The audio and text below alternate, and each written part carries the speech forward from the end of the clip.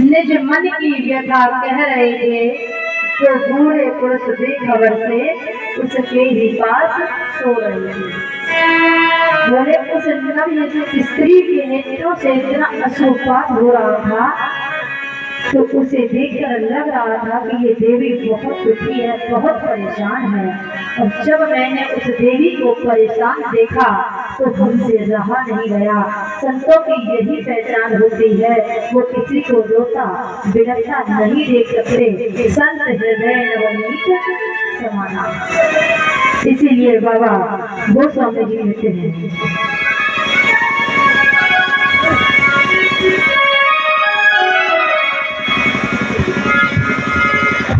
परहित सरस धर्म नहीं भाई, परहित सरस धर्म नहीं भाई।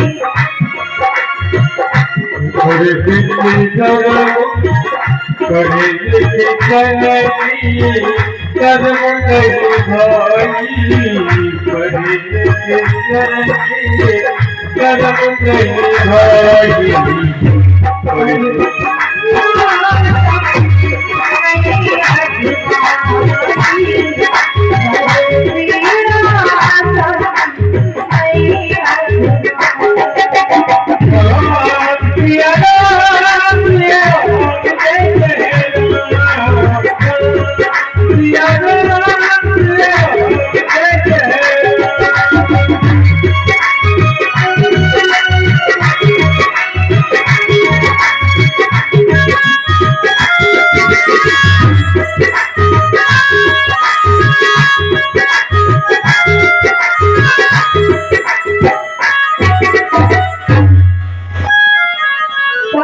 धर्म कर्म नहीं भाई, परहित कर्म नहीं भाई। नहीं अजमाए।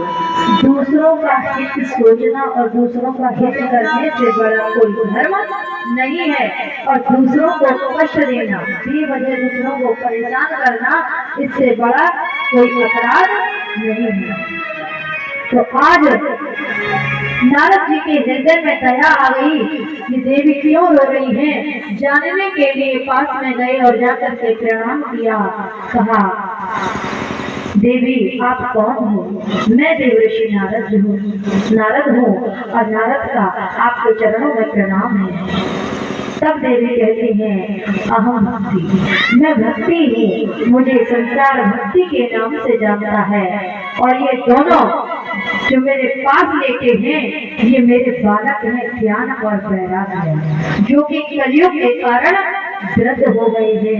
मैं इन्हें जगाने का लाख प्रयास कर रही हूँ, पर ये जगाए नहीं जगती। कलयुग का ऐसा प्रभाव है। द्वापर तक भरी जवानी थी, फिर अपना दोनों आपे में, लेकिन कलयुग के आते ही बेटा गिर गए बुढ़ापे में। कलयुग का ऐसा प्रभाव। आजकल व्यक्ति ज्ञान वैराग्य की क्या बात करे, त्याग की क्या बात करें। एक अगर चिवटी सपाटी खाता होगा तो उसका अमल छोड़ नहीं पाएगा, उसे त्याग का पाठ पढ़ाया जाए।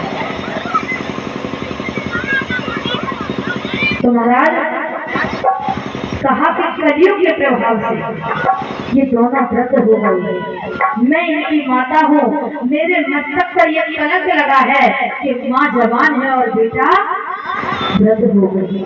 और आज के समय में ऐसा ही चल रहा है, क्योंकि आज का खान पान बहुत बिगड़ चुका है। पहले के लोग और अब के युवा पीढ़ी से पहले के किसी पुराने व्यक्ति को लगा दो तो वो नया वाला अब भी हार मान जाएगा। बोलेंगे बाबा तुम तो ऐसे लोग हैं।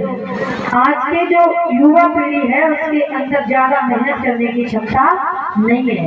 पहले के लोग जो थे उनका भोजन जो था शुद्ध था और उनके अंदर क्षमता भी मेहनत करने की अच्छी थी, लेकिन आजकल नहीं। तो आज देवी भक्ति कहती है मेरे मस्तक पर ये कलंक लगा है और संत का दर्शन हुआ है, अब मुझे विश्वास है ये कलंक मेरे मस्तक से हट जाएगा। आप कुछ ऐसा उपाय करिए कि मेरे दोनों बालक युवा हो जाए, मैं वृद्ध हो जाऊं, मैं माता हूं, मैं माता के स्थान पर आ जाऊं। ये उल्टा जो दृश्य देखने को मिल रहा है ये कलयुग का प्रभाव है।